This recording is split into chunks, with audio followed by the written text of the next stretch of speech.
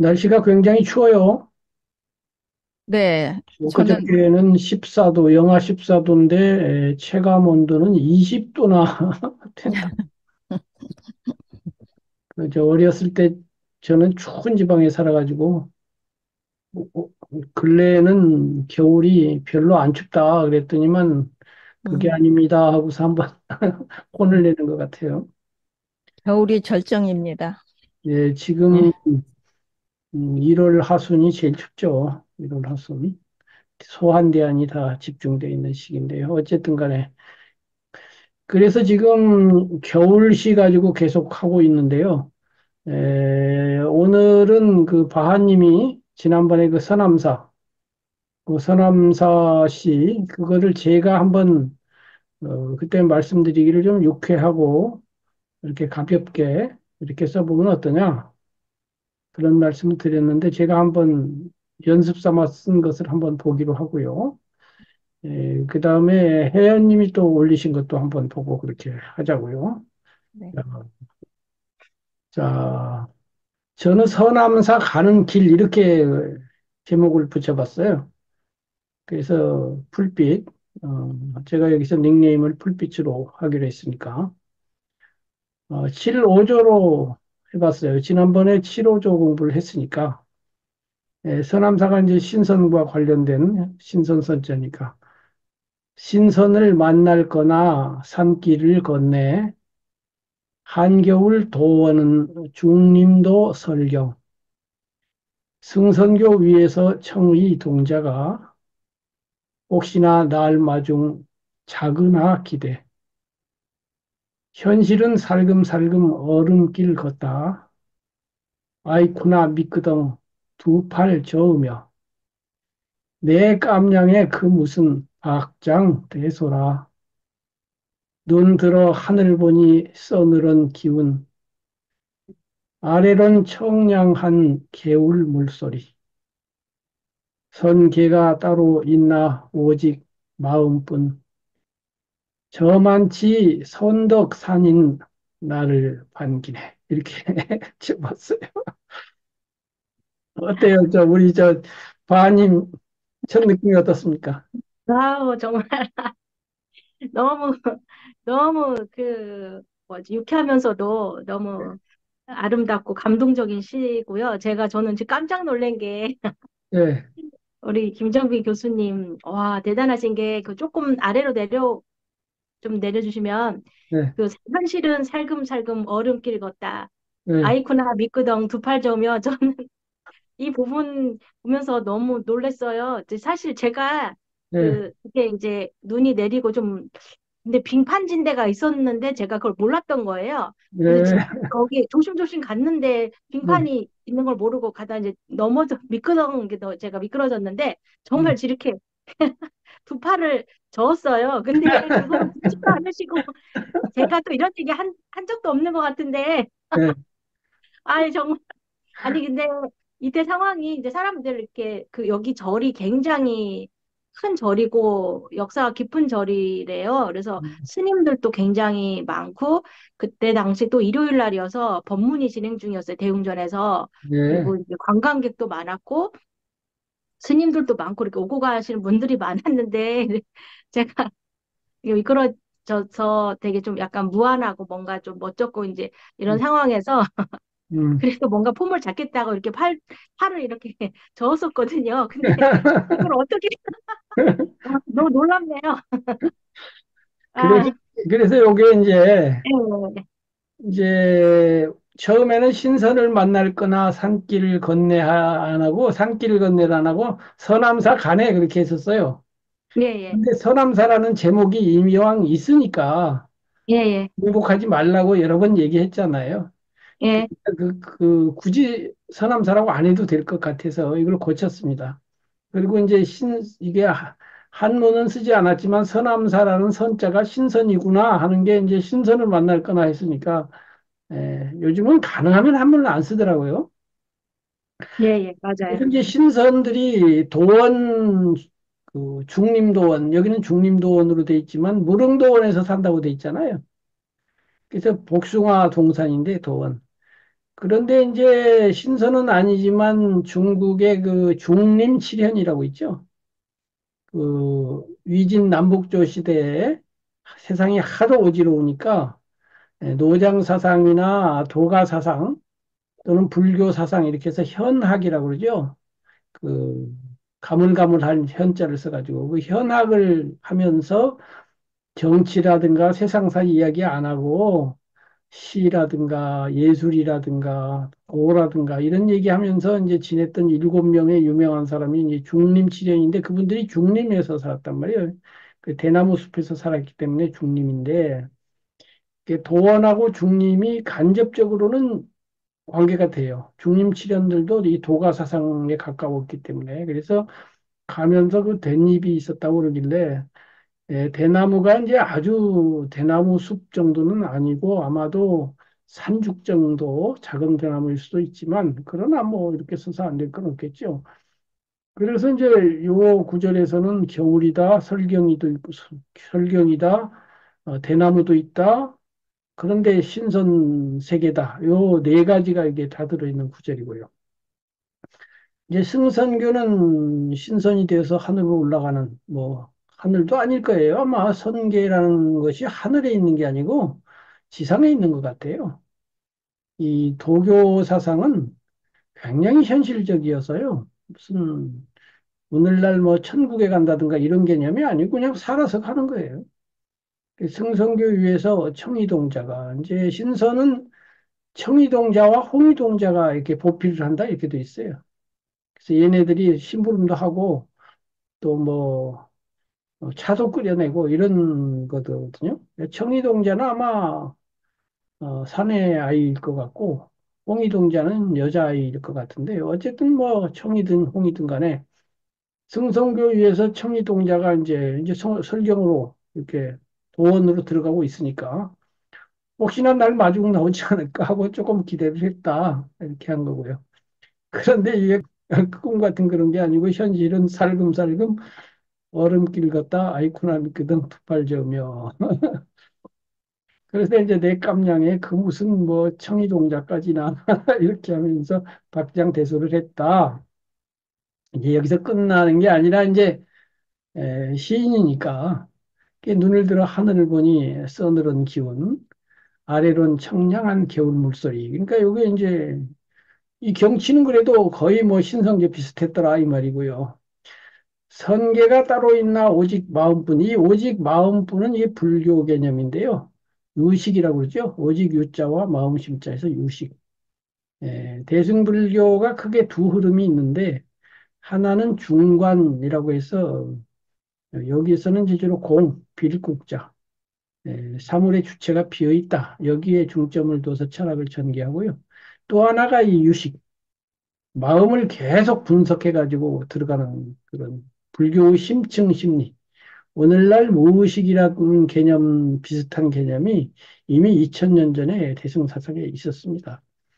그래서 오직 마음뿐 했는데 유식, 그래서 삼계 유식이라고도 하고 삼계 유심이라고도 하고 뭐 이런 말이 많죠. 근데 이제 선계하고 불교는 직접 관련은 없지만 아까 그 중림칠연 이 양반들도 도가 뭐 불교 또 이런 거 다 가리지 않고 현학이라고 해갖고 다 묶어서 생각을 했었죠. 어쨌건 간에 뭐 선계든 아니든 불교든 떠나서 마음먹기 달렸다 이것이고요. 그래서 이제 여기서 그 시는 뭐 철학이라든가 사색이라든가 이런 게 들어가는데 요게 이제 저만치 선덕산인 나를 반기네요. 선덕산이는 이제 우리 저 바하님의 호가 선덕이잖아요. 그래서 한 번 넣어본 거예요. 그게 산인 그랬단 말이에요. 산이는 기본적으로 산 사람이란 뜻이니까 이게 산으로 들어간다고 그랬으니까 산길로 저만치 선덕산인 그러니까 여기서 청이동자 대신 선덕산이 나타난 거예요. 근데 이제 이 선덕산인인데 이 산자하고 인자를 합치면 신선선자거든요. 신선선자가 사람 인변에 몇 산자잖아요. 그러니까 이런 중의적인 의미가 있는 거예요. 산인이라는 말이 신선이란 뜻도 암시가 되면서 선덕이라는 게 이제 또 뜻으로 보면 착할 선, 큰 덕이니까 착한 마음, 덕 있는 마음 이런 것도 되고 이 선덕산인이 불교인일 수도 있어요. 스님일 수도 있어요. 여기가 이제 서남사니까. 승려들의 그, 뭐, 종교적 경지를, 위계를 정할 때 선덕이라는 것도 있습니다. 어느 정도 경지가 된 스님을 선덕 스님이라고 할 수가 있습니다. 그러니까 이 스님일 수도 있고, 신선일 수도 있고, 뭐, 중의적으로 이렇게 가지고 이렇게 된 거예요. 제가, 한번 다시 읽어볼게요. 서남사 가는 길. 신선을 만날 거나 산길을 건네 한겨울 도어는 중림도 설경 승선교 위에서 청의 동자가 혹시나 날 마중 작으나 기대 현실은 살금살금 얼음길 걷다 아이쿠나 미끄덩 두 팔 저으며 내 깜냥에 그 무슨 박장 대소라 눈들어 하늘 보니 서늘한 기운 아래론 청량한 개울 물소리. 선계가 따로 있나 오직 마음뿐. 저만치 선덕 산인 나를 반기네. 자, 우리 혜연님 느낌 좀 말씀해 주세요. 네, 교수님 냄새가 진하게 납니다. 뭐가 제 냄새인가요? 아, 이 내용에 네. 교수님 냄새가 진하게 있고요. 네. 옛 어른들이 쓰신 시를 보는 듯한 느낌입니다. 네, 네. 그럴 수 있겠네요. 예, 네. 그렇구나. 어쨌든 간에 이렇게 가볍게, 이제 지난번에 얘기한 요점들이 몇 가지 들어있는데요. 이 그냥 풍경 묘사만 하지 말고 서남사의 신선선자하고 관련되어서 좀 시를 써보자. 그래서 도원이라든가 또 뭐 청이동자라든가 이런 거를 넣어서 그다음에 이거 선계가 따로 있나라든가 이런 것을 넣어서 한번 써보자 이런 거고 또 하나는 이제 유쾌하게 써보자. 가볍고 유쾌하게. 왜냐하면 이게 와이프나 미끄덩 이게 넘어지는 게 있으니까.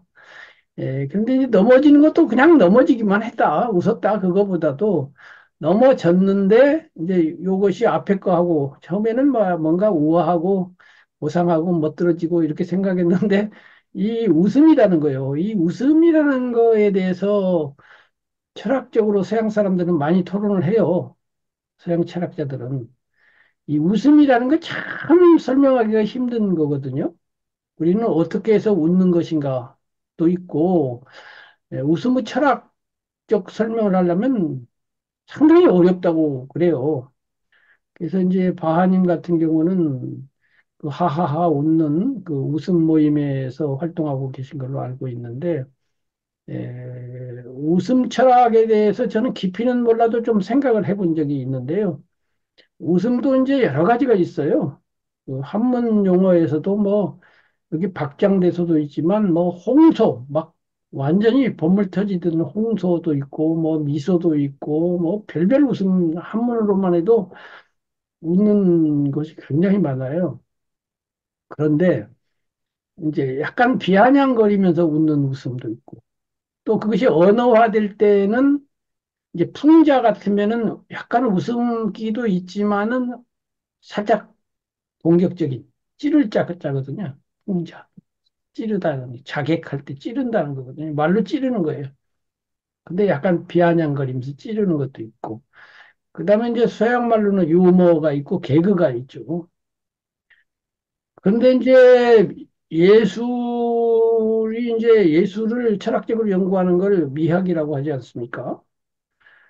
그래서 예술은 좌뇌로 하는 것이 아니지만은 그걸 좌뇌적으로 예술이 뭐지? 하고 생각해 보면 이제 그 좌뇌로 데리고 와가지고 이제 철학이 되어서 미학이 된 건데 미학에 대해서 수많은 이론이 있지만 미학에서 기본으로 어, 그 양반 누구냐? 하여튼 미학자 유명한 미학자가 있어요. 그 양반이 이제 미를 네 가지로 분별을 했거든요. 첫 번째가 우아미, 우아한 아름다움. 주로 조화로울 때 생겨요.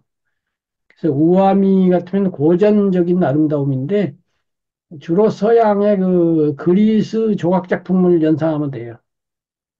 예, 그 아주 우아하잖아요. 그리스 건축. 그다음에 균형이 맞춰져 있고 우아하죠. 그다음에 이제 비에미가 있어요. 비에미는 슬픈 아름다움이에요. 문학으로 치면 이제 연극으로 치면 비극 작품이에요.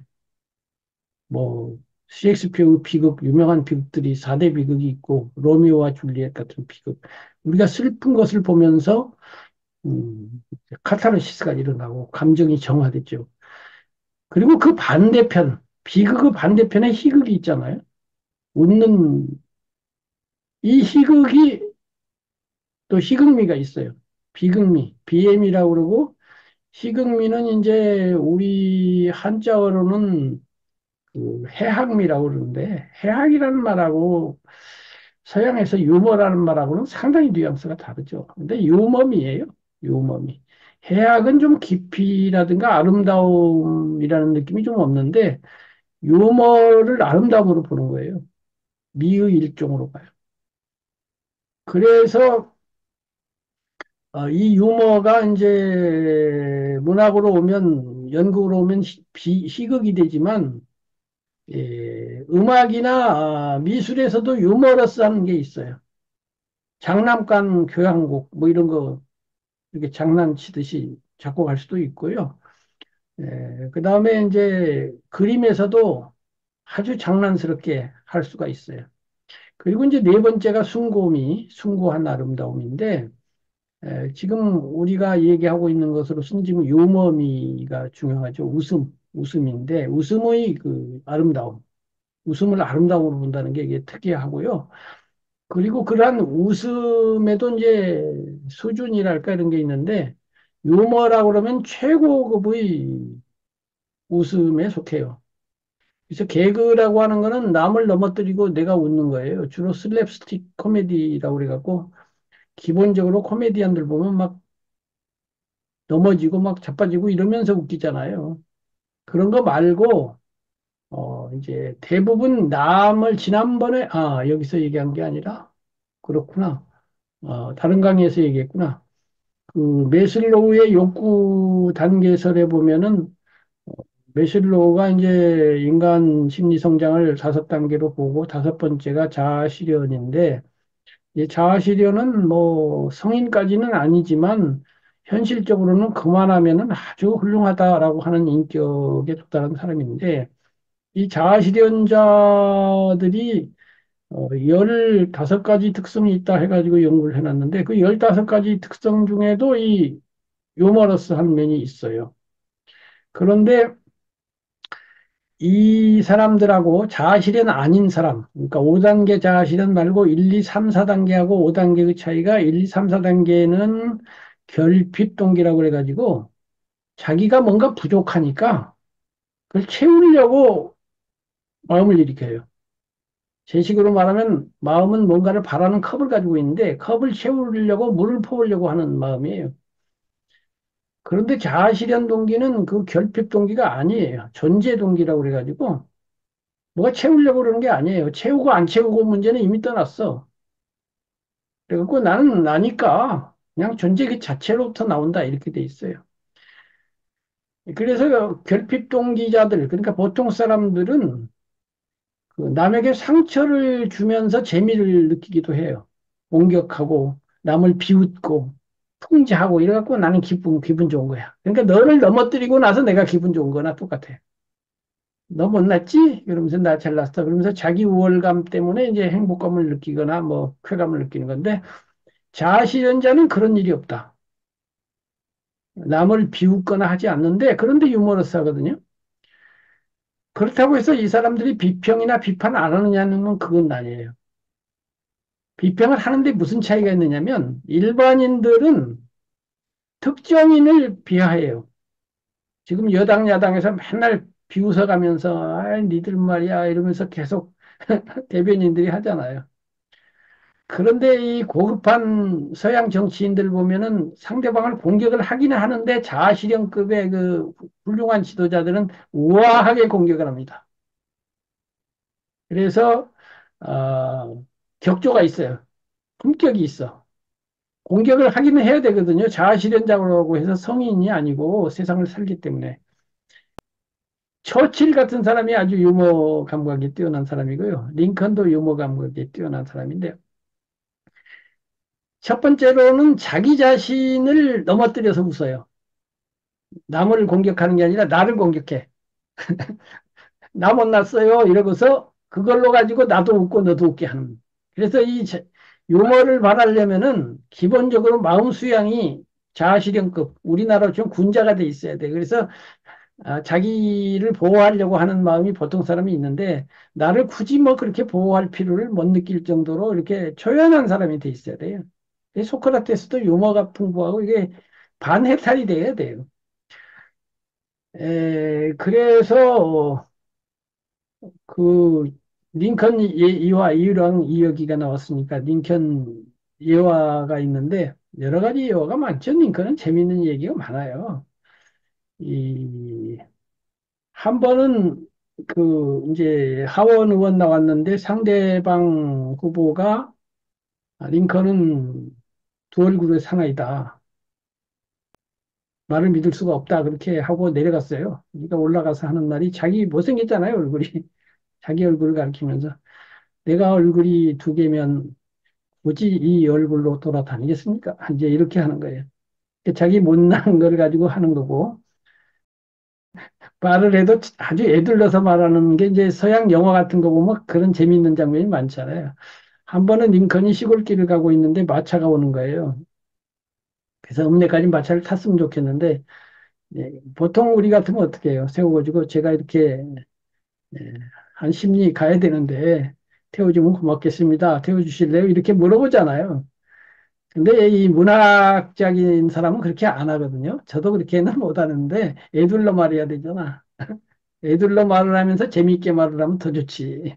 재미도 있고 의미도 있어. 뭐라 그러냐면 저 외투를 벗어가지고 이렇게 주면서 이 외투를 좀 시내까지 실어다 주실 수 있겠습니까? 그러니까 뭐 그건 어렵지 않죠. 그런데 어떻게 찾아가시려고요? 아이 그건 걱정할 필요가 없어요. 제가 그 안에 있을 예정이거든요. 이렇게 이런 식의 그 유머 감각이 뛰어나고 얼마나 사람을 잘 웃기는지요. 한 번은 이 순회 다니면서 변호사를 했거든요. 그때는 한 군데 이제 법원을 두기는 어려워서 공간은 넓고 하니까. 그래서 순회하면서 판사가 재판을 하는데 이 변호사도 따라다녀야 돼요. 그 이제 순회 재판에서 변호를 하다가 하도 지루하게 막 그때는 지루했던가 봐요. 그러니까 이제 옆에 있는 사람하고 사담을 한 거예요. 야, 위에서는 판사가 뭘 진행을 하고 있는데. 근데 옆에 사람이 너무 웃겨가지고 그냥 깔깔깔깔 웃으니까 재판이 회방이 된 거지. 그래서 판사가 그렇게 소란을 했으니까 벌금 5달러, 뭐 예를 들면 즉석에서 판결을 했어요. 그래서 그러고 나서 판사가 물어봐요. 근데 너무 그렇게 웃는데 도대체 무슨 얘기를 한 거예요? 왜 물어보니까 그 얘기를 해줬어. 이러저런 얘기를 했다고 그랬더니 판사가 또 깔깔깔깔 웃으면서 벌금 면제 이런 일도 있었다고 하는데 어쨌든 또 뭐 처칠 같으면은 그 처칠이 이제 보수당인데 진보당은 이제 원래 국가의 힘을 키워가지고 잘 사는 사람을 억제해가지고 통제를 하려고 하잖아요.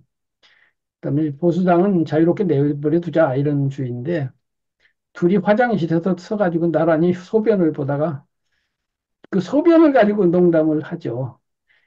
그래갖고 뭐 어쩌고 저쩌고 하니까 뭐 그 앞뒤진 얘기는 잘 기억 안 나는데 당신들 말이야 뭐든지 간에 규제를 하려고 한단 말이야 그러면서 자기가 힘껏 쏘는 소변을 못 쏘게 한다는 식으로 농담을 하기도 하고 또 이제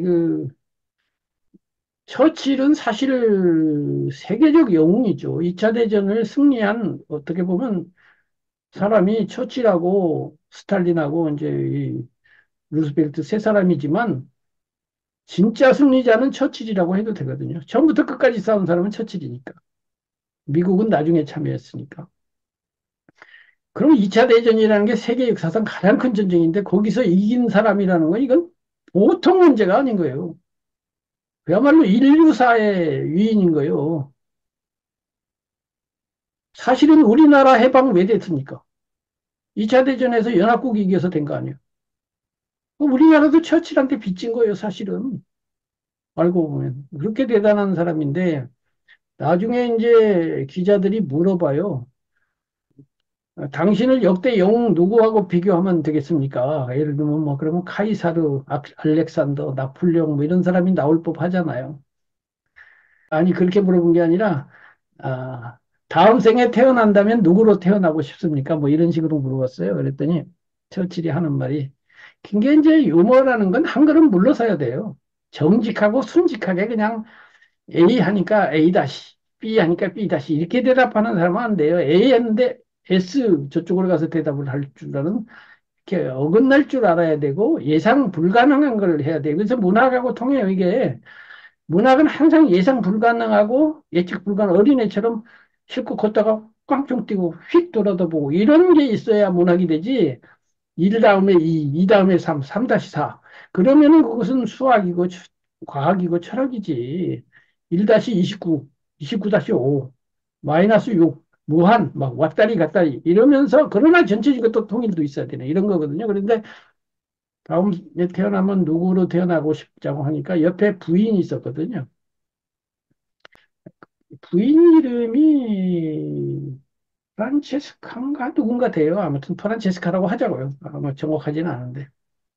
다음 생에는 아, 훌륭하신 프란체스카 부인의 남편으로 태어나고 싶습니다. 뭐 이렇게 말한다든가 뭐 이런 건데요. 어쨌든 간에 이런 유머가 이제 있어야 돼요. 유머가 있어야 되는데 그 유머라는 게 아까도 말한 것처럼 이렇게 예상치 못하는 그 상황. 그 1, 2, 3, 4하고 예상상 5, 6으로 나가야 되는데 예상치 못하는 쪽으로 확 기울어져서 붕괴되는 그런 사건에 대해서 우리가 웃게 된다. 이렇게 보통 설명을 많이 해요. 그래서 길게 얘기했는데 청리동자, 뭐 설경, 뭐 또 도원, 신선 이러다가 갑자기 두 팔 저으면 미끄덩. 이것도 그런 것이 그런 예상하지 않은 대로 간다 이거죠. 그래갖고 이제 그것만 가면 그냥 단순 웃음이 되는데 그것이 또 다시 마음으로 돌아와서 정신 차려가지고 이렇게 하면서 하는 이렇게 해서 이제 한번 구성을 해봤어요. 어쨌든 여기까지 길게 얘기를 했는데 우선 당사자인 그 바하님 의견은 한 번 더 듣고 다음으로 넘어갈게요. 예, 예, 그 서남사 관련된 그 시는 제가 조금 더 써보고 싶은 생각이 들었고요. 그 우리 저기 서정주님의 뭐 선운사에서 뭐 이런 시도 있고 또 현대 시인 중에 그 최영미 시인도 선운사 관련된 그런 시도 썼고요. 그런데 저는 굉장히 그런 시들이 굉장히 인상 깊었어요. 그래서 저는 이제 또 서남사가 굉장히 저한테 인상적이었고 그 서남사 관련된 시를 그래서 조금 더 시리즈로 써보고 싶은 생각을 갖고 있고 그 다음에 이제 교수님께서 7호조로 이렇게 써주신 거 보고서 저도 7호조로 한번 써보고 싶은 생각이 들었습니다. 감사합니다. 예, 그 하여튼 습작을 해서 한번 올려주세요. 네, 자, 그래서 이제 그 다음이 또 있어요. 요게 200, 이태백의 산중문답이라는 시예요. 예, 유사하기 때문에 이걸 가지고 이야기를 하면 공부가 좀 되겠다 싶어서 가져왔어요. 너무너무 유명한 시. 이른바 소이부답 심자함. 이 유명한 말이죠. 소이부답. 웃을 뿐 대답하지 않는 마음은 스스로 한가롭다. 기가 막히지. 이제 이백하고 두보가 중국 시인의 대표자인데, 이백은 도가 계통이에요, 도가. 신선하고 가까워. 그래서 신선 얘기를 많이 했어요. 그 다음에 늘 술 마시고, 이백이 사랑한 게 술과 시와 달이잖아요. 세 가지. 근데 이제 거기에 비해서 두보는 유가적이에요. 아주 정중하고 엄숙한 선비 느낌이야. 네모 반듯하게 크게 살면서 백성의 고통을 함께 고통스러워 하면서, 그러나 힘든 가운데에서도 올바른 길을 걸어가면서 이렇게 사는 거예요. 200 배우면 답답하지. 너무, 너무 군자니까. 나는 두번 쪽에서 200을 보면 자유분방한 건 좋은데 지나쳐가지고 좀 넘칠 수도 있어요. 근데 이 두 사람이 서로 교분도 있어요. 나이는 200이 좀 많은데 만나가지고 200을 그리워하는 시를 쓰기도 하고 200이 술 한 잔을 마시면 시 300편을 쓴다는 유명한 식구도 또 그 두보가 지은 적이 있거든요. 그래서 서로 그 좋아하는 또 선후배이기도 한데요. 어쨌든 두 사람이 그렇게 성격은 다른데 이 산중문답이 그런 도가 쪽 작품들이 있는데 그 중에서도 가장 유명한 것 중에 하나인데요. 자, 산중문답 200.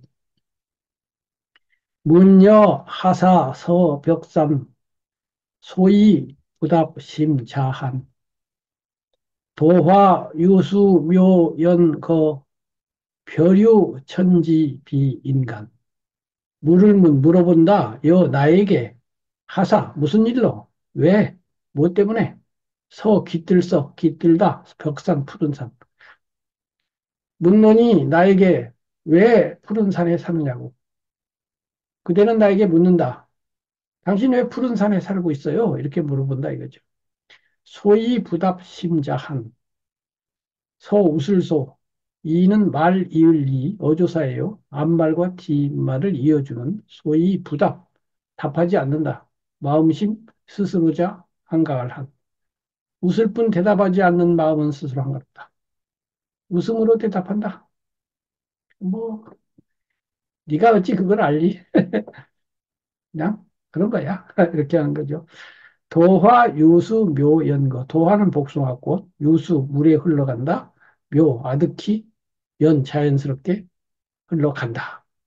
복숭아꽃이 물에 흘러서 자연스럽게 떠내려간다는 건데, 이게 이제 신성과 관련된 유명한 도화원기라고 하는 도연명의 기록이 있거든요. 그래서 거기에 복숭아꽃을 따라서 쭉 따라갔더니, 아이고, 신성계가 있었네? 이런 이야기가 있으니까, 그거를 암암리에 깔고서 도하유수 이렇게 복숭아꽃이 흘러가는 이 세상은 내가 사는 이게 벽산이 그렇다는 거지. 자기가 사는 이 벽산이 그런 곳이라 이 말이지. 별유 천지 비인간 별도로 떨어져서 있다.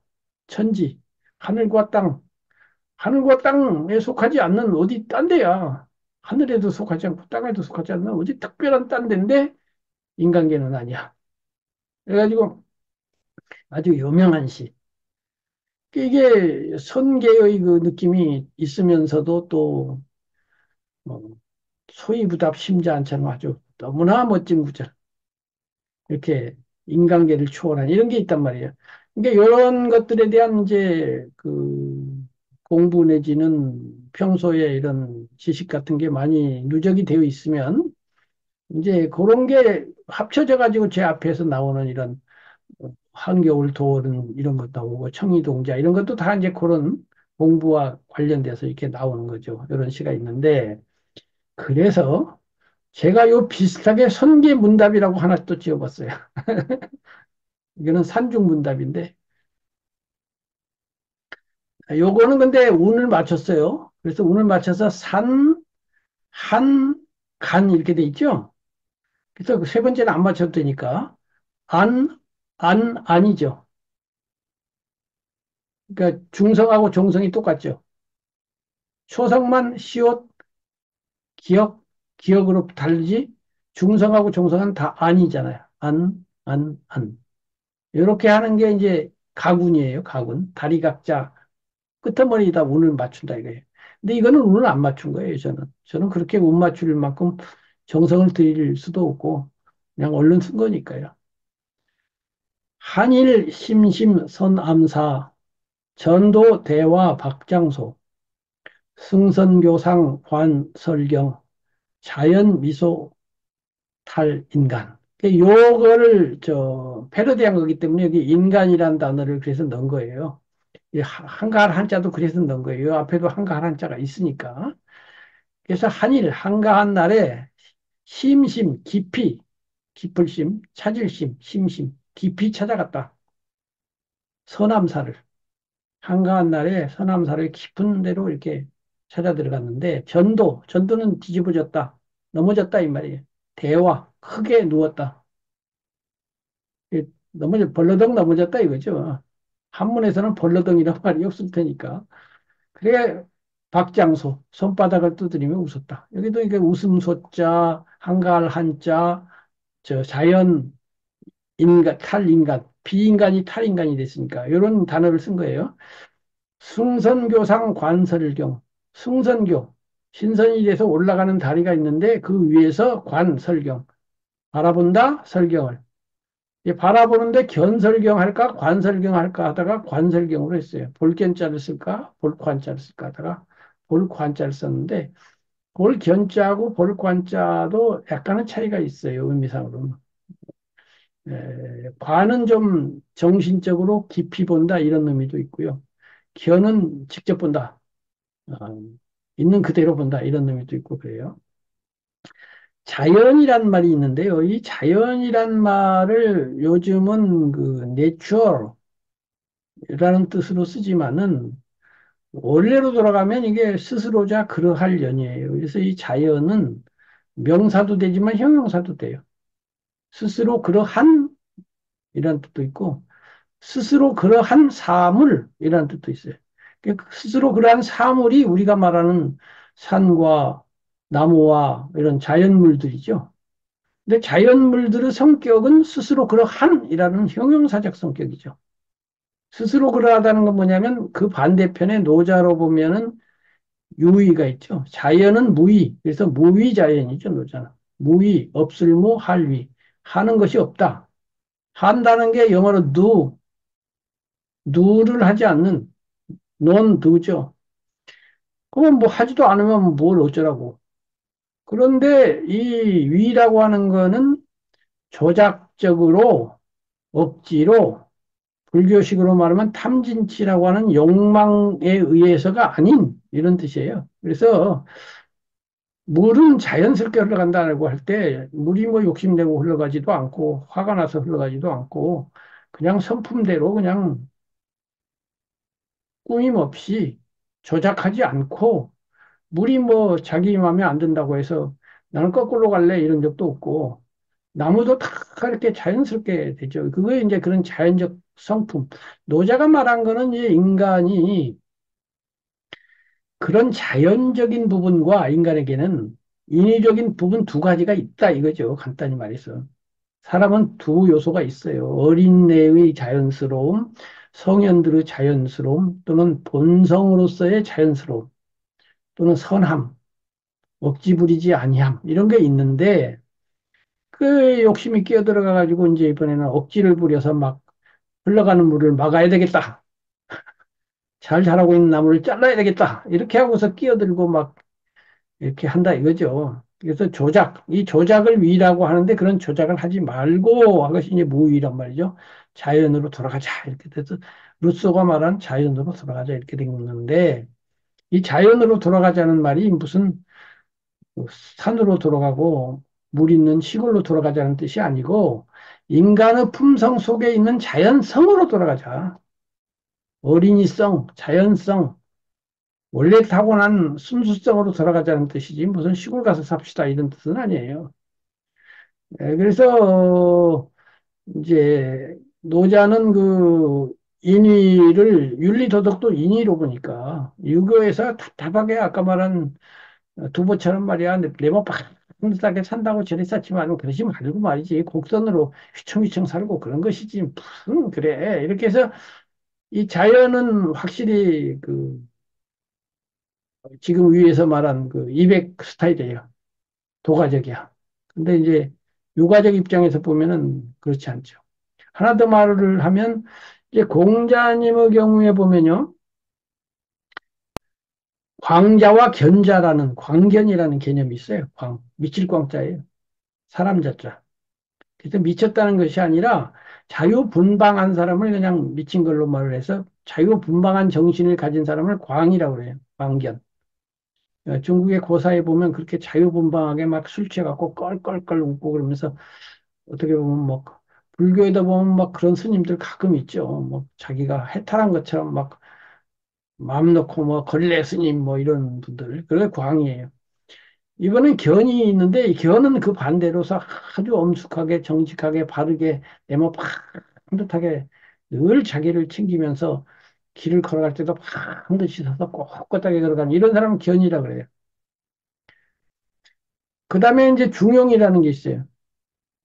그래서 논어에 보면 중용자가 없다면 광자와 견자와 함께 한다는 그런 게 있어요.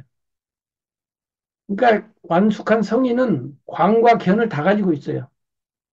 다 가지고 있어서 광해야 될 때는 광하고 견해야 될 때는 견해요. 오늘날로 치면 광한 사람은 이상주의자예요. 높은 뜻을 가지고 있고 스케일도 크고 아주 커. 근데 현실에 가서는 자꾸 넘어지고 말이지. 잘 안 맞아. 근데 견자는 이번에는 현실적으로 확실하게 이 사람한테 일 맡기면 확실하게 처리를 하는 사람이긴 한데 스케일이 작아가지고 답답해. 그래서 성인은 양쪽을 다 가지고 있어요. 이상적으로는 높으면서도 현실적으로도 확실한 이게 이제 중용자예요. 중용인데 이 중용자가 너무 귀하구나. 부처님 볼 때는 너무 없어. 할 수 없다. 차선책으로 하다못해 광자라도 있으면 좋겠고 견자라도 있으면 좋겠다. 광자는 그래도 뜻이라도 높잖아. 견자는 그래도 확실하기라도 하잖아. 이번에는 광자조차도 없고 견자조차도 없네. 이런 식이에요. 참 공자님의 그 사색과 그 성취라는 건 읽어보면 정말 대단하고 놀랍고 흥미롭고 배워볼 만해요.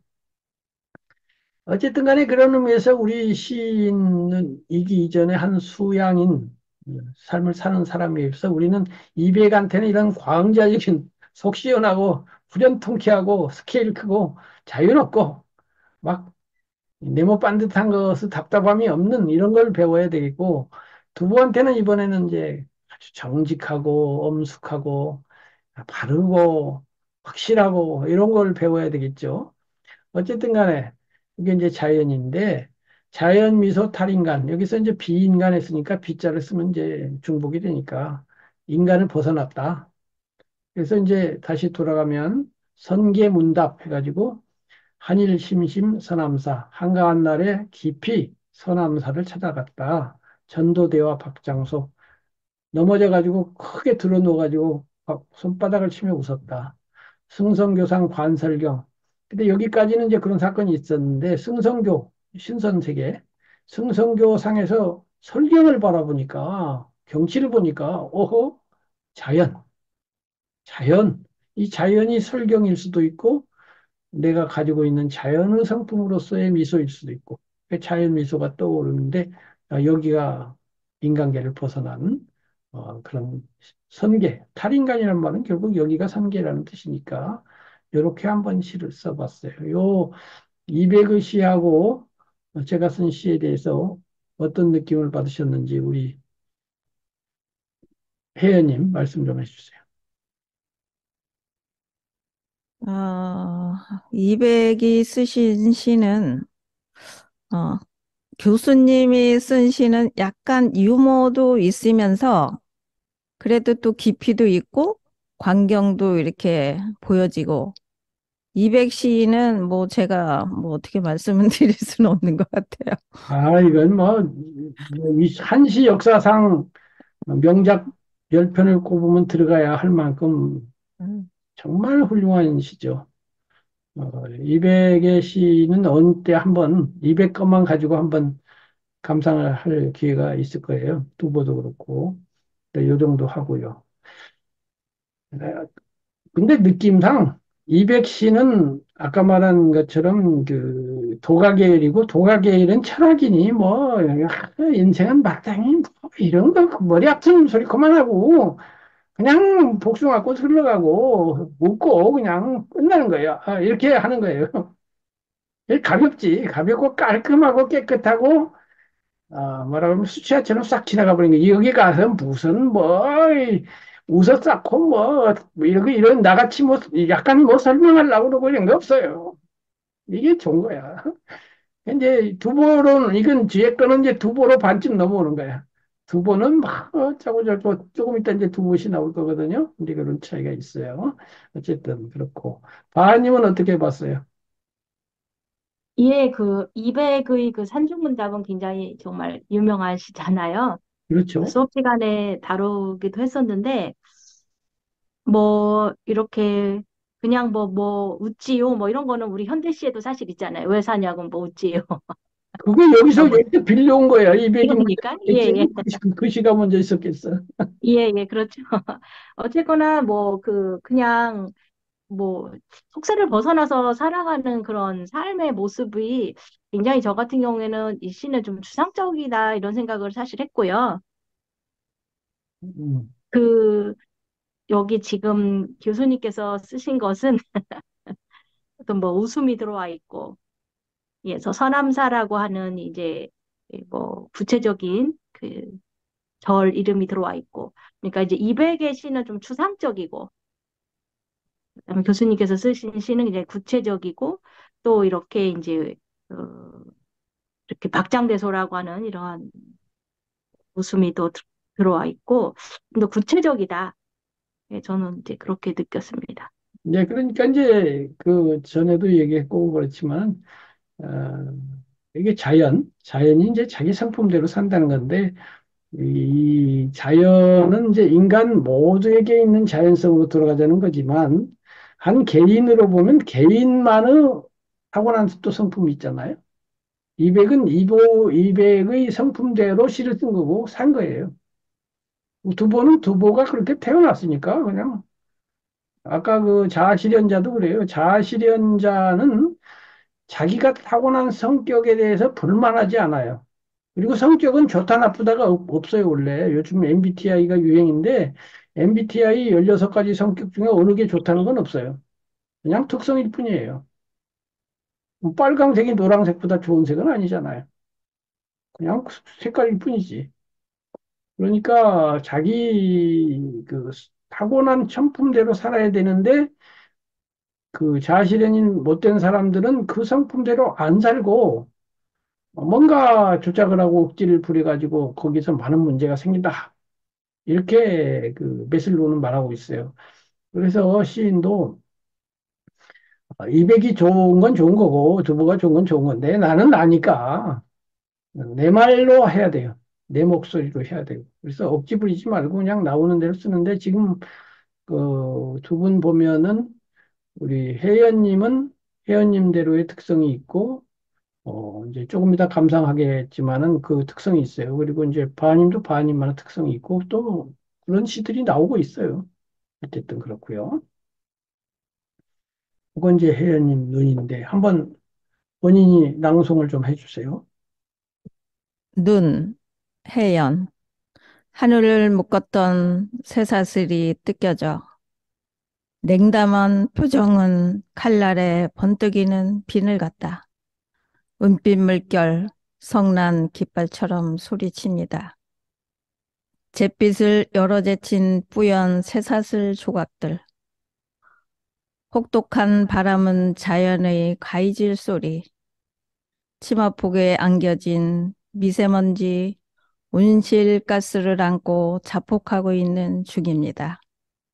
아, 구름이 막다. 포도송이처럼 달큰한 하늘은 흰 솜사탕 같고 자연은 자연스럽게 풍경을 만들어 송꽃으로 덮은 설경, 계절 사이 쉼표는 달빛의 신전 같다. 네, 이 시를 어떻게 쓰게 되셨는지요? 이거는 이제 교수님의 숙제였는데 먼저 보냈던 거는 제가 뭔가 마음에 안 들었다고 제가 말씀드렸잖아요. 네. 네, 갑자기, 하늘을 묶었던 쇠사슬이 뜯겨져. 이게 딱 스쳐가더라고, 이 두 행이. 어허. 네, 그래서 거기에 맞춰서 쓰다 보니까 결과가 이렇게 나온 겁니다. 근데 이 구절하고 눈하고는 무슨 관련인가요? 쇠사슬이라는 건 어쨌든 차가운 거고, 네. 네. 차가운 거하고 같은 맥락인 거죠. 근데 음, 이거는 뭐 깊이 생각한 건 아니고 음, 그냥 후루룩 쓴 게 이제 이렇게 된 거예요. 어허, 생각해 보니까 뭐 이것도 뭐 음, 같이 맥락이 맞는 것 같고요. 음, 근데 약간 섬뜩하긴 하죠, 내용이. 음, 예, 근데 우리가 음. 지금 지구가 사실은 섬뜩한 상태잖아요. 우리 그렇다고, 현재 지구가. 예, 미세먼지 온실가스 자꾸, 네, 뭐 미세먼지도 많고 온실가스도 그렇고 세계적으로 지구가 음, 뭐 우리가 하늘로 올라가야 되는 상황이 앞으로 올 것이다. 막 이런 음, 뭐 이야기들도 있고 음, 뭐 그런 생각이 들어가지고 쓰다 보니까 약간 섬뜩하긴 하지만 음, 지금 지구 상황이 좀 섬뜩한 상황 같은 느낌이 들어서 음. 뭐 거기에 따라서 그냥 네, 써 내려간 그거는 겁니다. 원래 네. 시가 설경으로부터 출발해서 그런데, 네. 제 생각에는 눈이라는 제목보다는 네. 겨울 정도가 어때요? 겨울. 겨울. 네, 뭐 좋지요. 네. 이게 지금 냉담하고 쇠사슬 이런 네. 거는 네. 눈이라고 하는 것보다는 겨울이 맞을 것 같고요. 네. 오히려 뭐 눈보다는 얼음. 네. 얼음하고 쇠사슬은 바로 연결이 되지만 눈은 한 번 더 징검다리가 있어야 건너갈 만한 좀 약 음, 음, 이촌 관계자지만은 저 얼음하고 쇠사슬은 일촌 관계밖에 안 될 것 같거든요. 네. 그래서 겨울 정도로 하고서 이런 분위기로 나가면 요 첫 번째 이 두 행으로 보면 눈보다는 겨울 얘기 같아요. 네. 그렇죠? 겨울이 이제 저기 강범위하니까, 아니, 네, 그러니까 적어도 요 구절만 갖고 눈을 생각하기는 어렵다 이 말이지. 네. 쇠사슬, 냉담한 표정, 음, 번지는 음, 이건 눈하고는 음. 상당한 거리가 있고 그러나 겨울하고는 맞는다 이거지. 네, 네, 그렇지 않을까요? 네. 그 네. 이거, 제목을 항상 힘들어요. 어떤 걸로 해야 될지. 그러니까 이제 네, 그게 시를 쓰게 되는 이제 순서가 여러 가지인데 여기처럼 네, 한 구절이 떠올라가지고 시를 쓰는 구절도 있고 네, 시상 전체가 분명히 잡혀갖고 쓰는 구절도 있잖아요. 네, 지난번에 제가 썼던 시조도 겨울은 오는구나 바이칼 시베리아. 저도 그 구절이 떠올랐거든요. 네, 그런데 이제 그 구절을 맞춰서 전체적으로 그 구절 통일성을 유지하면서 이제 말하자면 꾸려간 건데 요거는 멋지게 떠올랐는데 그거를 꾸려가는 게 아무래도 조금 그 엉금엉금한 데가 들어들어 있는 그런 느낌인 것 같아요. 그러니까 생각 정리가 좀 덜 돼 있는 거죠. 그러니까 온실가스라든가 미세먼지라든가 이런 거 하고 요 간의 관계 아까 그 바하님 것도 서남사라고 하는 신선 개념하고 내가 넘어진 것은 무슨 관계다. 관계성 문제가 있었잖아요. 이것도 마찬가지로 이 음, 냉담하고 칼날이 번뜩이고 쇠사슬 이런 단어가 눈 혹은 겨울 혹은 나와 어떤 관련이 있느냐 이렇게 할 때 요게 이제 미세먼지 지구가 지금 이렇게 힘들다라고 하는 것이 관련이 된다 이거예요. 근데 그 다음이 뭐 없지. 그냥 요것이 그리고 확실하게 또 연결되는 느낌도 적어요. 그렇긴 한데, 요 시를 보면서 제가 확실히 혜연님이 진보했구나를 느꼈어요. 확실히 네, 전보다 진보했어요. 이 언어를 구사하는 자연스러운 흐름과 시상이 풀어나가는 어떤 그 손놀림 내지는 이런 그게 마치 지휘자가 이렇게 잘 지휘를 하는 것처럼 뭔가가 이렇게 이 선이 고와 지휘할 때 이 지휘자의 이 그 동작선이 너무 곱잖아요. 이렇게 자연스럽게 물 흘러가듯이 이렇게 하잖아요. 그리고 그 곡에 따라서 막 탁 힘을 주기도 하고 이렇게 하는 건데 이 전체적인 그 언어를 진술하는 어떤 그 유려함이랄까? 그런 게 많이 세련되어진 느낌을 받았어요. 예, 그러니까 여러 분야에서 발전을 해야 되겠지만은 언어를 풀어나가는 그런 그 솜씨 이런 게 많이 있어요. 있고. 근데 이제 문제는 이게 같다 하고서 반어체로 쓰다가 소리칩니다 하고 경어체로 쓰고 왜 또 이건 이렇게 됐어요? 이거는 또 같다 하다가 지민입니다. 네, 그런 부분도 아직 제가 좀 어려움을 느끼고 있어요. 그러니까 하나로 통일해야 안 될까요? 네, 통일하려고 애는 쓰는데요. 약간 뭔가가, 음. 네, 그러니까 어려움이 이게 있어가지고, 지금 요 쇠사슬 묶임, 음, 냉담한, 칼날, 번뜩임 이렇게 가려면 요거는 반어체로 써야죠. 예? 음, 왜냐하면 이게 강하고 날카로운 거를 반어체로 써야 효과가 나지 날카롭습니다 이러면 몇 가지잖아요. 맞아요, 맞아요. 네, 날카롭다 딱 이렇게 네, 여기 또 소리 친다 그래 버려야지 음, 통일성이 있어야 된다 이거지. 음, 근데 이번에는 그 성난이란 말은 붙었지만 깃발 자체는 이것처럼 강하진 않아요. 그리고 은빛 물결도 이것처럼 강하진 않아요. 칼날처럼이라든가 쇠사슬처럼. 강도가 많이 떨어졌죠, 은빛 물결은. 네, 네, 네. 물결은 막 칼날 같다기보다 아주 아름다운데 반짝이는데 이렇게 될 수도 있는 게 은빛 물결이기 때문에 이게 강하게 나갔다가 이게는 강도가 떨어졌거든요. 떨어지니까 이게 경어체가 나온 거야. 본인도 모르게 무의식이 이렇게 시킨 거지. 무의식이 맞아요. 뭔가 부드러운 말을 하는데 반어체로 하자니 부드러움이 없어지고 그 경어체로 해야 되겠는데 경어체로 하다 보니 이게 그러니까 이게 왜 어디서 출발되냐면 요 앞에 강도가 예를 들면 10만큼 강했는데 강도가 5로 떨어졌단 말이야. 이 떨어지면 5로 떨어지니까 부드러움이 5가 들어왔단 말이야. 그러니까 여기서 10에다 맞춰서 반어체를 쓸까?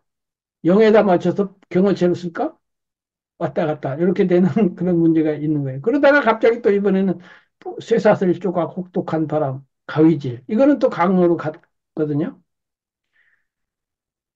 그다음에 요것도 굉장히 자폭 엄청 강한 거죠. 그런데 또 여기 와서 포도송이처럼 달큰한 흰솜사탕 이거는 부드러워도 5도 아니고 한 1로 뚝 떨어져 갖고 부드러워졌거든요. 그래서 아주 또 자연스럽게 솜꽃, 설경, 쉼표. 요게 지금 그렇게 하지 말라는 게 아니라 왔다 갔다 할 때는 왔다 갔다 할 만하게 왔다 갔다 하면 돼요. 그래서 부드럽고 강함이 섞인 것이 나쁠 수는 없어요. 여러 번 얘기한 것처럼 겨울은 강철로 된 무지개, 강철 강함과 무지개, 부드러움이 절묘하게 조화를 이루니까 그것이 한행 안에서도 그렇게 되지만 전체 안에서도 강과 약이 조화를 이루는 건 충분히 가능하죠. 가능한데 그것을 좀 알고서 이렇게 구사를 했으면 좋겠다 이것이고요. 그러나 제가 권하고 싶은 거는 겨울로 이것을 잡고 좀 강한 쪽으로 가자 이거지. 예. 쇠사슬, 냉담, 칼날, 번뜩임, 비늘도 좋고, 은빛 물결도 좋은데 하여튼 그걸 고려하면서 사용하고, 그다음에 잿빛으로 그래갖고 이제 강하게 가는데 이 강한 것이 왜 이렇게 이 뭐랄까 무서워졌느냐 이거예요. 무섭다. 간단히 말해서 여기서 여기까지는 무섭다. 한마디로 말해서 뭔지 모르게 무섭다. 왜 무서웠냐? 이래서 무섭다. 그 다음에 어떡할 거냐? 근데 여기 이렇게 포도송이 달큰한, 이렇게 되면 안 되지. 이렇게 되려면, 이렇게 무서운 속에서 나는 이것을 그리워합니다. 그런 미래를 꿈꿉니다. 그랬으면 얼마나 좋을까요?라가 들어가야 돼. 이게 들어가는 것 자체는 괜찮을 수가 있어요. 또는 자연은 자연스럽게 했으니까, 이거는 자연스럽지 않은 거잖아요. 노자식으로 말하면 유의한 거야. 무의하지 않은 거야. 무의자연이 아니고 유의인이야. 그 이제 이런 철학적 숙고가 평소에 이런 데 나타나는 거예요. 저 같으면 이제 그렇게 쓰는 거예요. 이게 요걸 써가지고 이게 다 유의란 말은 안 썼지만 노자 사상을 배경에 깔고 우리는 왜 이렇게 욕심을 내야 되냐며 우리는 왜 이렇게 자연스럽지 않아야 되느냐. 제가 답을 내지 말고 그냥 물어보기만 하자고 그랬잖아요. 그래서 이렇게 되는데 우리는 왜 이래야 되는가? 인류는 이제 어디로 가야 되는가? 어디로 간다고 답을 주는 게 아니고 약간 근심하면서 그 다음에 다시 겨울을 보니 해가지고 이제 겨울을 보니 손꽃으로 덮인 철경이 보였다. 이렇게 되면 이게 다 비슷하게 뭔가 자연으로 자연은 저렇게 자연스럽지 않냐. 여기까지만 말을 해도 여기에 대한 온실가스 이거에 대해서 방향 제시는 되잖아요. 그런 식으로 하면 요 전체 지금 있는 단어와 그 재료들을 가지고 훨씬 더 정비된 그런 시가 될 것 같은데 해보실 수 있죠? 네. 아니, 뭔가 그 그림은 나오잖아요. 네, 그림은 나오고,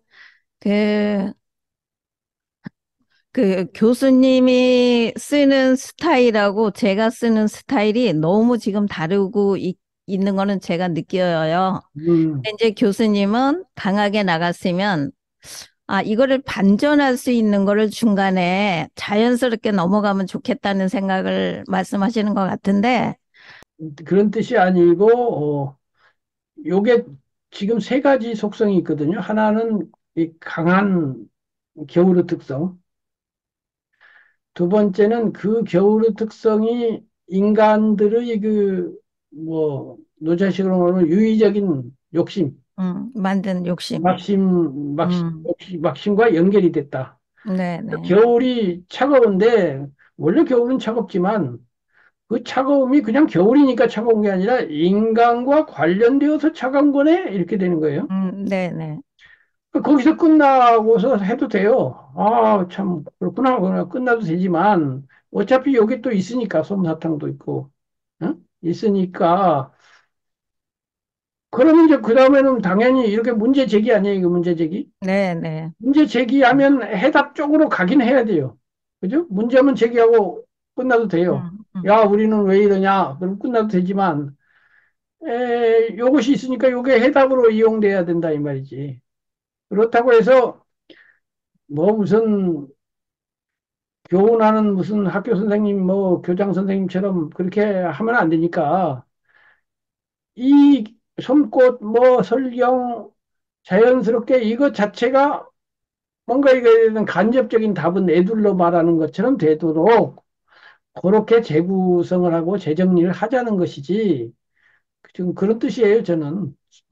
제 네. 스타일에 맞춰다는 것도 아니고 전체적으로 음, 시가 논리를 초월하는 것이긴 하지만 기본적인 구조적으로는 논리가 있거든요.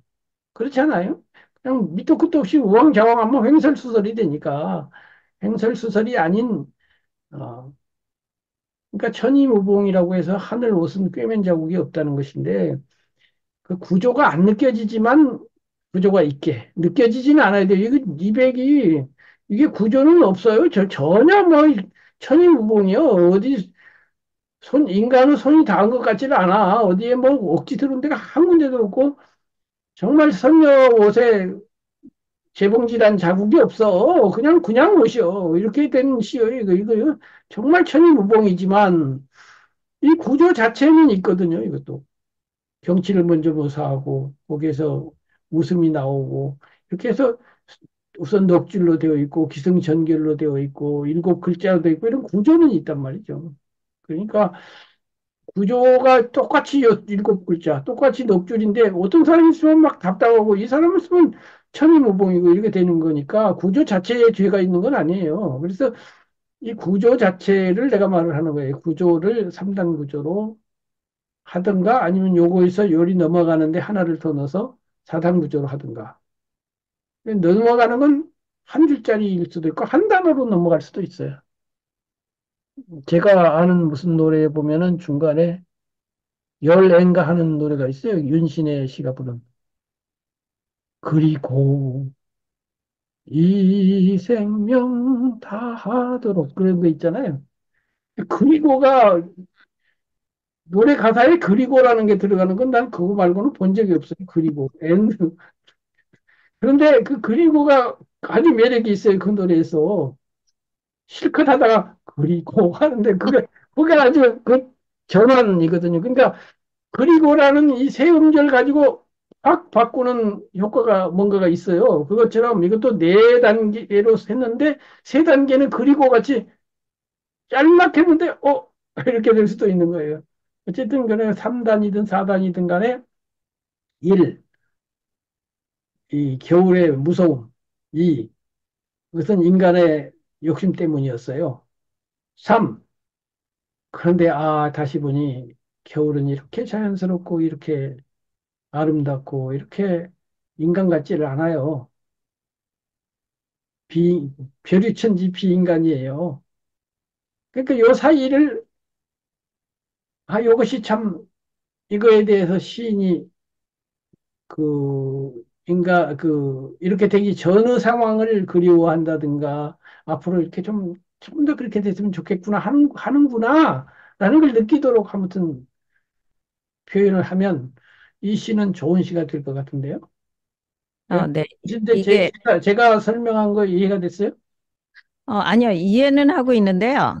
이게 이제 전환하는 과정에서 자폭하고 있는 중입니다 하고 이제, 구름이 막다는 이제 그리고 같은 성격을 음. 나름대로 표현한다고 한 겁니다.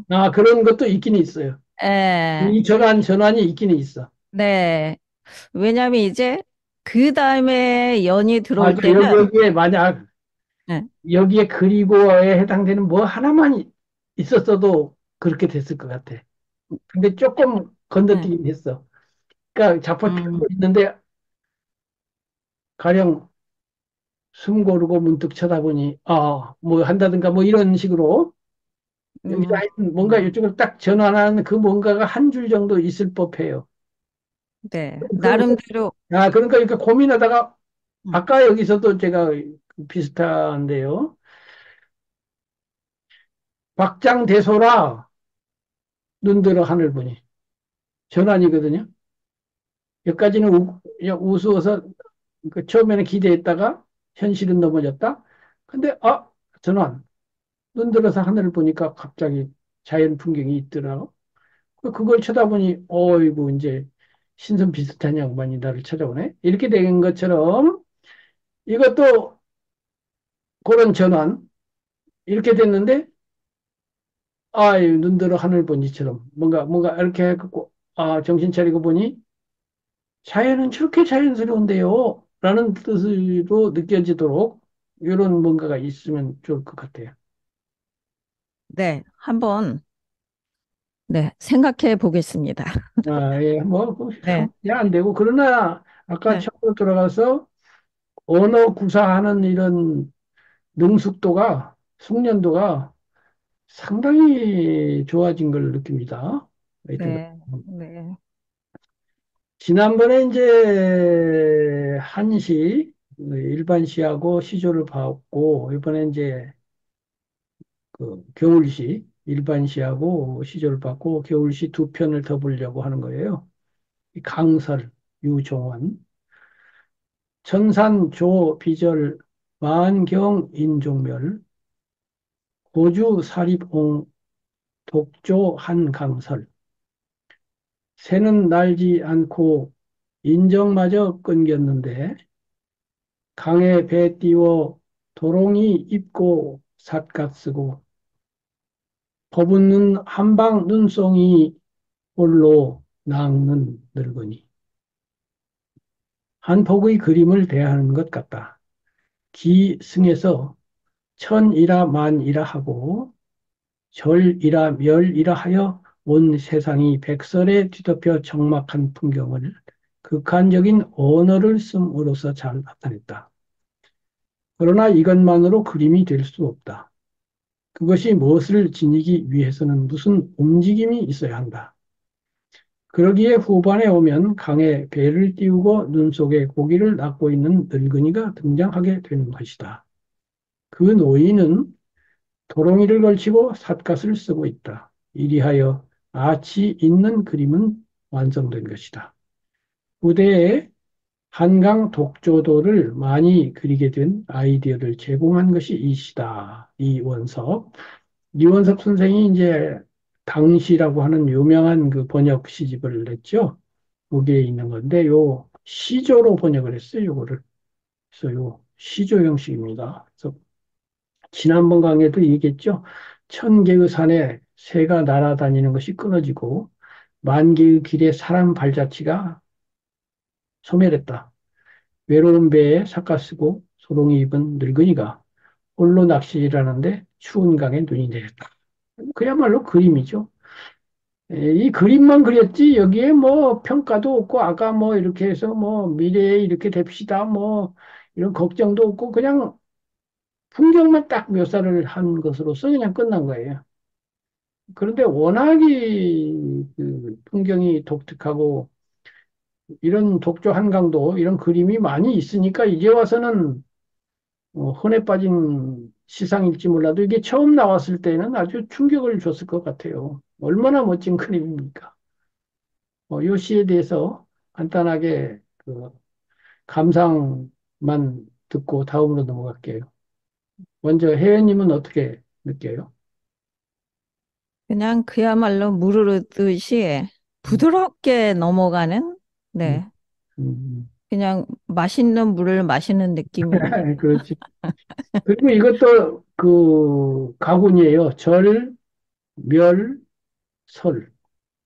예, 얼 이렇게 돼 있어요. 자, 바하님도 한 말씀. 예, 저는 이제 이 시 뭐 워낙 유명한 시여가지고, 네, 저는 마지막 구절에 이게 어떤 방점이 있다라는 생각이 들어요. 독주한 강설. 예, 예, 홀로 낚는 늙은이.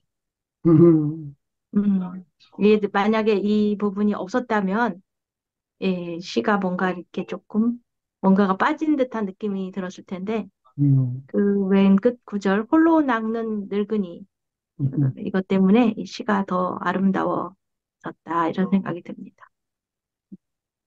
옛날에는 이 시가 교과서에 실렸는데 요즘은 뭐 국정교과서가 아니니까 뭐 없는 데도 있겠습니다만 하여튼 유명한 시고요. 다음에 이제 두보의 시가 하나 있어요.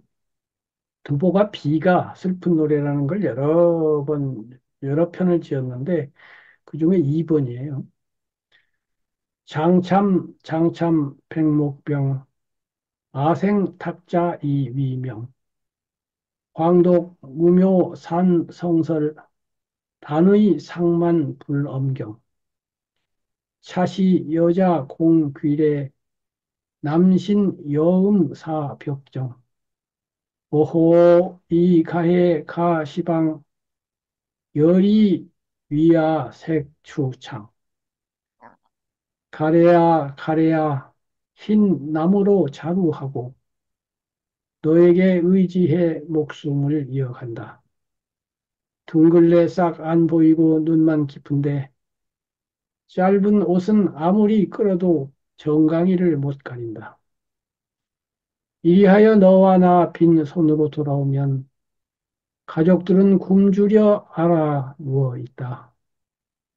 아, 둘째 곡조를 노래 부르니 이웃들도 나 때문에 측은해한다. 이 시의 묘처는 황독 무묘 산성설 남신 여음 사벽정이다. 나무로 자루 먹인 삽 하나 들고 산에 올라간다. 눈이 잔뜩이나 덮여 있어 캐서 먹을 싹 하나 찾지 못한다. 빈손으로 되돌아오니 사흘 굶은 가족들, 남정네는 모개 소리로 끙끙거리고 여인네는 베네 소리로 웅웅댄다. 신음이라는 단어를 둘로 나누어 남여에 배당했다. 하물며 사벽정이라니 사람이 신음하는데 그들을 둘러친 네 벽은 고요하다. 조용한 사물과 신음하는 인간. 노자 가라사대 천지는 인하지 않다고. 오, 이런 때 하늘은 무엇인가? 하느님은 어디서 무엇을 하고 계시는가? 우리는 누구인가? 우리는 무엇을 하고 있는가? 자, 이 시를 듣고 느낌을, 그럼 혜연님 말씀해 주세요. 어, 이 엄동설 안에 먹을 것이 없어서 찾아 헤매는 그 마음이 내 마음을 적막하게 하고 슬픈 생각이 듭니다. 음, 네. 근데 그걸 시로다가 이렇게 옮겨 적으시는 거가 그냥 어쨌든 뭐 대단하시다는 생각뿐이 없습니다. 다른 거보다도요. 다른 거는 그 두보라는 대신의 작품으로서 특별할 게 없어요. 사실은 장참 백목병 아생탁자 이명 이건 그냥 설명이에요. 삽들고 너 때문에 내가 목숨 유지한다 이런 건데 아까 말한 것처럼 황동무묘 상성설 남신여음 사백신 여기에 제가 감탄해 갖고 이 시를 가져왔어요. 그러니까 황독이라는 게 여기 보면 이제 둥글레라고 하는 이제 먹을 수 있는 그 이렇게 풀이죠. 풀인데 산에 이제 올라가는 거예요. 삽을 들고 겨울에 먹을 거 뭐 없나 하고 그 눈 덮인 산에 그 황독을 찾았는데 묘가 없어. 싹이 없어. 겨울에 먹을 거라는 게 뭐 얼마나 있겠습니까? 여름에도 그렇지만 겨울에. 그 얼어붙은 데 가가지고 뿌리라도 먹어볼까 하고 왔는데 없어. 근데 산성설이에요. 산에 성하다 눈이 그냥 2, 30cm 막 푹 쌓여 있는 거예요.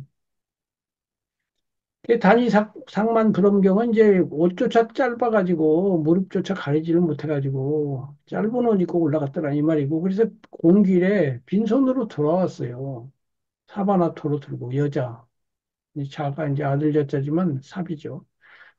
그 남신형 사벽정이 이게 사람 잡는 구절이야. 아, 도대체 이 구절을 보고 내가 아직 한 번 보고는 와 남은 신하고 여는 음해 신음인데 남자는 신하고 여자는 야, 그 신음이란 단어를 남자 여자의 배째 집에 와 보니까 사벽정이네. 와, 네 개의 벽은 고요하다.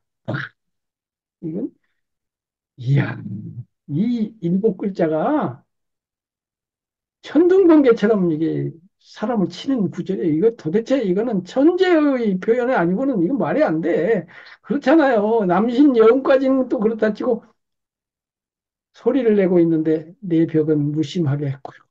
네, 있더라니 이 풍경을 바라보는 가장으로서의 두보가 아들, 딸, 마누라가 끙끙대고 있는 걸 쳐다보는 빈손으로는 이 심정이라는 게 오죽하겠습니까?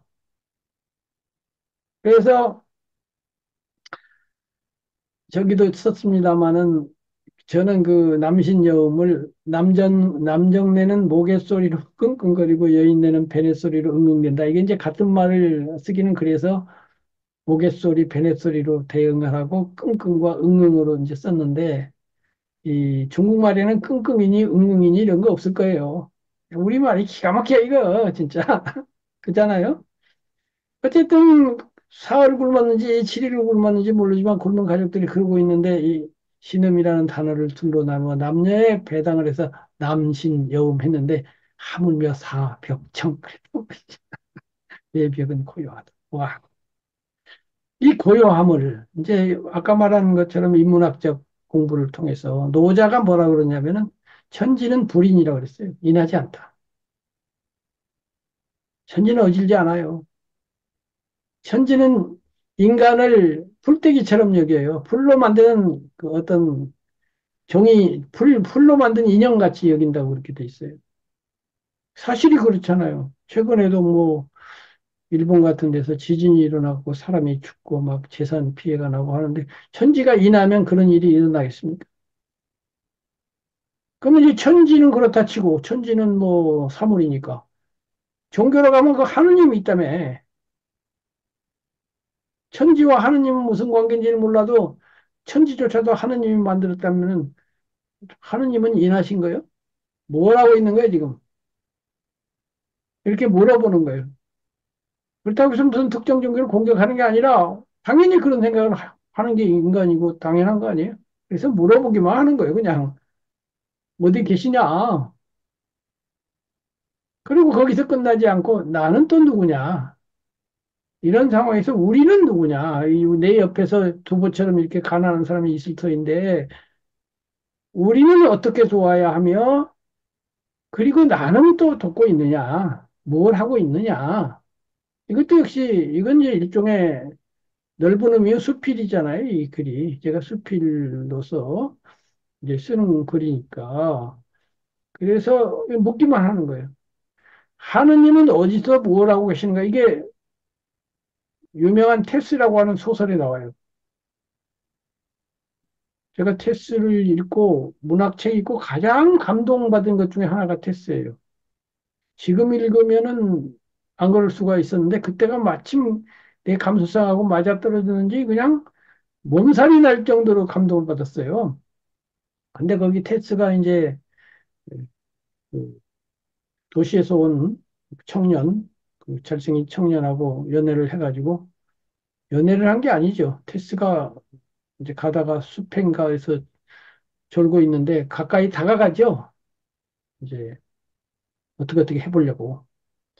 근데 가까이 다가갔다고만 돼 있어요. 그 다음은 이제 그 다음 장으로 넘어가서 테스가 혼자 남아서 아기를 낳고 막 비참한 삶이 시작이 되는데 그 남자가 가고 있는 장면에서 이 하느님은 어디 계신가를 물어봐요. 이때 신은 어디 있느냐? 테스를 돕는 그 신은 어디서 뭘 하고 있냐? 잠을 자고 있냐? 놀고 있냐? 뭐 하고 있냐? 라고 물어보고 있어요. 그리고 셰익스피어의 그 리어왕에 보면 글로스터 백작, 로스터 백작이 뭐 아들을 둘 뒀는데 저 서자인 에드먼드가 질투를 하고 이래가지고 막 이러쿵저러쿵 해가지고 하여튼 다 잃고 예, 떠돌아다니고 켄트 백작이랑 막 떠돌아다니고 그러죠. 그다음에 이제 왕도 쫓겨나가지고 이제 거지가 돼서 광야에서 막 그러면서 신은 인간을 장난으로 죽여 이런 말을 해요. 어린아이가 장난으로 이런 벌레들을 다루듯이 신은 인간을 다룬다 이러면서 한탄하는 게 있어요. 이런 게 이제 서양 문학의 힘인데 근데 이제 두 분은 이런 거 갖고 신을 뭐 그때는 신 개념도 지금 같은 신 개념도 없었고 또 남을 탓하지도 않아요. 이 두보가 그래서 이제 유가적인 사람인데 나중에 이제 두보의 대표작 중에 하나가 보면은 시골에서 전쟁이 나가지고 아버지도 끌려가고 아들들도 다 끌려가고 또 끌려가려고 하니까 막 도망치고 그래갖고 막 남은 할머니가 막 변명을 하고 그 이튿날 보니까 다 끌려가고 텅 비었더라라는 그런 유명한 시가 있어요. 그리고 그 현실을 그렇게 얼마나 그 보통 사람들이 힘들게 살았는가를 묘사해서 두보의 별충 중에 하나가 시사예요. 역사사자를 써서 시로 역사를 기록했다. 그 역사라는 건 거시적으로 뭐 어떤 나라가 어떤 나라를 쳐부쉈다 이렇게 나오지만 한 개인 개인의 역사가 있는데 개인 개인이 어떻게 힘들었는가를 역사적으로 썼다 해서 시사라고 그래요. 시사, 시의 역사. 그런데도 보면은 그러니까 뭐 정치가 잘 돼야 된다는 둥, 뭐 나쁜 놈들이라는 둥, 뭐 관리들이 너무 가혹하다는 이런 말 한마디도 안 하고 그냥 상황 묘사만 쫙 하고 있어요. 그냥 사진 찍듯이 다큐멘터리로 딱 보고 아무런 말도 안 해요. 사벽정 같아. 벽이 끙끙 앓거나 말거나 쳐다보고 있듯이 두보도 시인으로서 그냥 냉정하게 쳐다보고 사실만 딱 하는데 그게 사람 잡는 거예요. 그야말로. 그렇게 쓰기가 어렵거든요. 김정빈이는 그렇게 못 써요. 김정빈이는 거기 끼어들어갖고 지가 뭘 안답시고 뭐 이래야 되지 않느냐 뭐 하늘은 어디 있느냐 뭐 우리는 뭘 하느냐 있다 이 소리 하는데 그런 말 안 해. 그냥 딱 보여주고 끝. 이제 어느 것이 장점인지 어느 것이 단점인지는 모르겠지만 그렇게 써야 될 땐 또 그렇게 쓸 수 있어야 되고요. 어쨌든 그런 거예요. 그래서 여기까지 감상을 했고요. 그 다음에 이제 또 할 것도 준비해 놨었는데 에, 그 요거 하나만 말씀드리고 끝낼게요. 이게 오후가를 제가 준비했는데요. 오후가는 뭐 모르실 리가 없죠. 다섯 가지 내가 좋아하는 걸 가지고 이렇게 시조를 썼잖아요. 그래서 지금 쓰신 시는 시대로 다루시고 시조를 한번 시도를 해보셨으면 어떨까 해서 이걸 가져왔어요. 그래서 오후가를 한번 보시고요. 요거 제가 보내드릴게요. 보시고 오후가 아니라 이루가라도 좋으니까 내가 좋아하는 어떤 대상물, 여기 같은 수석과 성죽이잖아요. 물, 돌, 뭐 소나무, 대나무, 뭐 달 이렇게 된 건데 내가 좋아하는 뭐 눈이라도 좋고요. 좋아하는 거를 이렇게 시조 형식으로 한 편이라도 한번 써보면 어떨까? 시도는 일단 해보세요. 시조가 어렵다고는 하지만 써보면 그렇게 또 어려운 것도 아니에요. 이런 것처럼 뭐 쉽잖아요. 되게 쉽게 썼어, 이 오후가. 이렇게 이 정도는 뭐, 우리도 쓸 수 있을 것 같은데.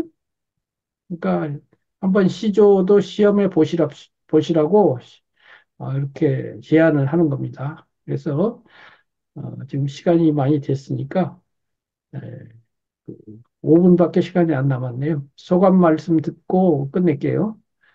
우선 혜연님, 네, 오늘도 교수님 좋은 말씀 너무 좋고요. 그리고 또 이렇게 시조를 교수님은 많이 아시니까 엄청 저보다도 감동이 많으신 것 같아요. 저는 아직까지 교수님처럼 감동은 네, 그렇게 못 받고 있고요.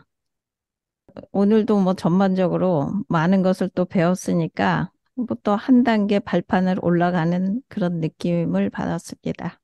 예, 네. 네. 바하님, 예, 예. 오늘 정말 이렇게 다양한 것을 이렇게 준비해 주셔서 많은 배움이 있었고요. 뭐, 이렇게 한시, 그 다음에 이렇게 또, 또 연시조까지 이렇게 소개해 주시고, 또 저희한테 또 윤선두의 오우가와 같은 그런 또 시조를 한번 써보라는 또 과제를 주셔서, 예, 이번 한 주 이제 다음 시간까지 좀 시조를 예, 저희 벗에 대한 시조를 예, 써보겠습니다. 우리 감사합니다. 바하님 같은 경우에는 이제 뭐 타골풍, 예를 들면 뭐 영성시 이런 데 관심이 있으니까 그런 임에 대해서 써도 돼요. 임에 대한 시는 뭐 그다음에 어려우면은 처음에는 그 패러디 전에 우리가 패러디 해봤잖아요. 시로조 같은 것도 있고 또는 노래 가사로 가지고 한 것처럼 패러디처럼 내 것이 몇이나 하니 수석과 송죽이라고 내 것이 하나 있으니 뭐 사랑하는 임입니다라든가 뭐 이거 쉬운 거예요.